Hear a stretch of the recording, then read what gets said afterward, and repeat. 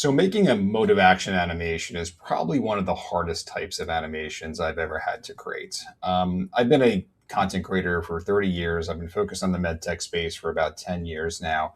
And these are challenging. And to this day, I still struggle with them a little bit, depending on the products that we're working on. But I've progressively gotten better and better at understanding the proper way to make them. And quite honestly, it's not that different than where my heritage as an animator and a producer comes from. It's just thinking a little bit deeper and methodically about how you go about creating this type of content. So today I wanted to talk a little bit about what the process is going in process that is going into a mode of action animation, because it's if you're looking to create one, I highly recommend that you try and seek out a production partner that does this type of work. There's a lot of production companies out there. There's a lot of AI tools, which I use. By the way, we could talk about that a little bit. But at the end of the day, it really comes down to the ability to understand how to build a really good story and having the production chops to do so. Okay. So the first thing is, when I'm working on these types of projects, the first thing that I'm doing is I am like getting on the phone with the smartest people in the room. And I ask for that. A lot of times, the projects that we work on come through the marketing person or a founder of a company or the CCO of a company. And I'm always asking, the information you're giving me is fantastic, but would you mind if we can please get somebody on the phone that is the most technical person that understands this device? And we're working through, they're helping me understand the science of how their technology actually works. All of this stuff is being recorded, and that's where we're leveraging AI to help us think through what this animation really needs to be from their perspective and from their words, and to ensure that we're actually adhering to all of that. So really, that is the number one step. And I think that's where a lot of maybe traditional companies may miss the mark when it comes to medical device animations, is not bringing in the right people early enough to help understand really what the technology does. Okay. So once I have that information, we can go ahead and start building out the script. Okay. This is no different than creating a Pixar film or any sort of film that's out there, right? So we're actually taking that information and we're starting to develop the story. This is something, as you can see with this particular project, we've been through a couple of rounds and we share it with the internal team. And the original people that we met with, the engineers and the scientists that understand this technology, to make sure that we're saying the right things, to make sure that we're being accurate, and to make sure that this is a story that they are comfortable putting out there. This is a story that's going to help their team sell their product and educate their sales reps and their potential clients on their product. From there, it's all about starting to bring it to life. So you'll see here, this is old school, like pencil and paper, except this time I'm actually leveraging Google and AI to help create these things just for speed and cost efficiency, as we're able to leverage ChatGPT to help us actually create images, AI generated images really quickly.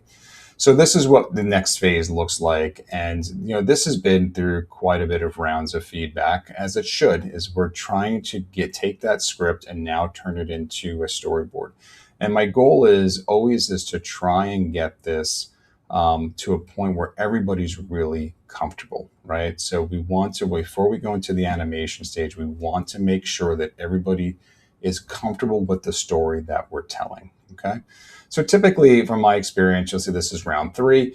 Typically 3 to 4 rounds is where we wind up before we actually get into the production. That's the fun part. So when we're in production, we're working in baby steps. What I was showing you here is the final piece, but where we always start is taking those frames that we laid out and actually putting them into what's called a boardomatic. So you'll see here, as I scrub through, there's nothing fancy here. We recorded the voiceover, and now I'm taking all of those all those stills, and I'm starting to stitch them together. And I'm starting to create the story.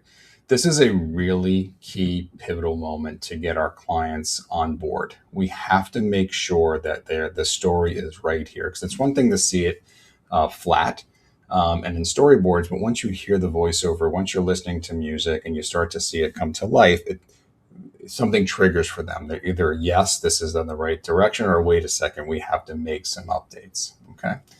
And so from there, as I toggle through all of these different versions, I'll just go to version 4 as an example. This is where my team is starting to build all of the models in 3D. And we're starting to build really right on top of those storyboards, right? That becomes the framework for what we're doing.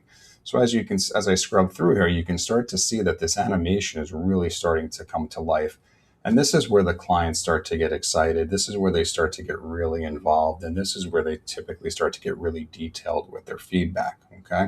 And the reason that we work in these baby steps is to just be mindful of the process, right? If we jump too far ahead, and that's weeks of time wasted, right? So for them, that's not a good thing, because they're trying to get this job done. For us, budgetarily, that's a horrible thing. Okay, so we're working in baby steps. So you can see here with this particular animation, as I scrub through here, we've been through 11 rounds before we finished it up. Once we start to get into version 9, I think, is when we start to see some lighting and texturing start to take place, right? Look how cool that looks once you actually start adding the texture and the lighting. We never do this until the client is actually happy with the story. What we typically do while we're building the stories, we have a sub-team start to work on lighting and texturing and rendering looks for the final output, but we don't apply it until everybody's really happy with the story that we're telling. Okay. So this typically for us, it depends on, where the clients are at and, how responsive they are. But, this whole process typically takes, I would say, 1 to 2 weeks for your script and your storyboard, and anywhere from 3 to 6 weeks for the production. Okay. So anyway, wanted to share this with you. If you are in the market of looking for a mode of action animation for your product, highly recommend that as you go through that process, you're definitely going to come across a lot of companies that create really beautiful content. But just be mindful of, don't fall into the AI trap, and try and find, companies that truly understand the medtech space and how to tell a medtech story.